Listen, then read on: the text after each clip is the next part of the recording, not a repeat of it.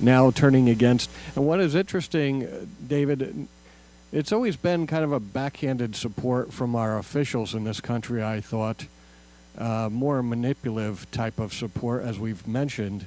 But also now public opinion in this country is turning. I like reading the letters to the editor in the papers, and many Americans are now saying, why are we still supporting Israel? It seems like because of our support of Israel, now we have the enemies of the Arab countries. And why are we giving them, billions of dollars every year? Let's cut them off. And you're absolutely right. And in fact, a lot of what we're hearing today, especially from those on the political left, seems very reminiscent of the appeasement policies of the left in Great Britain during the 1930s in dealing with Adolf Hitler. You cannot make peace with a political/religious ideology that Islam truly is. There's no making real peace with them, in my opinion, from what I've observed. And we can try as a policy throwing Israel and throwing others to them to hope it saturates their appetite. But when you read the writings of Islam, you find out that this is not a group you can compromise with. And I think we're seeing that with Iran today. I want to just mention, Jeff, to anybody who is interested in reading further on it, that they can go to the website, IsraelOmen.com, or they can call the toll-free 800 number, 431-1579, 431-1579. And they will see that it is documented with very good sources, and that this phenomena is for real. Yeah. We encourage people to check it out because we're talking David Brennan, author of the Israel Omen on the Jeff and Mike show here. Things are going to get darker before there's any sign of hope, right? We have our politicians constantly negotiating, trying to bring the warring parties to the table to negotiate and have some kind of peace, the idea of peace. But it's just not going to happen, right? And as you look at prophecy, things are going to get darker. A war is going to occur. It's going to trigger into a world war. It's nothing pleasant to think about and to anticipate, but we do have to expect things will get darker, right? Well, that's right. And here's something very specific that your listeners can look for and get ready to duck when they see it happen. That is this. We're looking at 10 historically severe catastrophes that have occurred with timing that is just absolutely associated with progress made against the Promised Land. There's just no denying the calendar of events, how they're matching up. It seems also that specifically and in detail, an ancient prophecy in the book of Zechariah is also unfolding with a warning associated against those attempting to divide the Promised Land. Now, we know all of these efforts against the Promised Land is in the name of peace. The word peace is used repeatedly. We also see that there is a prophecy in 2 Thessalonians chapter 5 that says, when they say peace and safety, then sudden destruction. Yeah.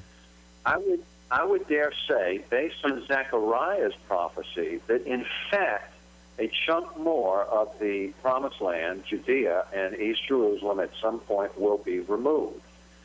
And I would say to the listeners, when you see that happen, and it has been completed, not the day the treaty is signed, but when the land is finally removed, you should expect a cataclysm and against our beloved country, I'm afraid. And that breaks my heart because, like you, Jeff, I love our country so much and all that it has stood for. But we're playing with real fire by trying to remove that Promised Land, that biblical Promised Land. And just one more point on that. If the warnings, if these 10 catastrophes with timing that is undeniable, with efforts toward progress against the Promised Land, are warnings from the Lord to stop this course of action, one can only imagine the eventual fulfillment of removing the land, what that will produce. Yes. People have to ask themselves this question as well, David. Why Israel? Why is there such a focus on this little property in the Middle East? Not much really there. They're not oil barons like much of their Arabic nations. Why can't the rest of the world just live peaceably with these people? Why can't they just say, okay, live and let live. You have your little plot of land for what it's worth, and we'll live our lives. What is driving the nations towards the focus of taking land from this tiny little nation, which really doesn't amount to much as far as the world views it, the value of that land? Sure. The way that I look at it, Jeff, is that, in fact, it's foretold that the nations of the world would turn against Israel at some point in time, and we are seeing the unfolding of that. It is prophesied also that at some point in time there would be a army gathered against Israel, made up of Russia, Persia, which is Iran, and Turkey. We see today that very specifically that those three nations are actually in a loose confederation of sorts. Recently, about 3 weeks ago, the New York Times had a title to an article that read essentially the same thing, that Russia, Turkey, and Iran, which is biblically Persia, are coming together. Mm-hmm. And I personally don't think that event will take place in the very near future.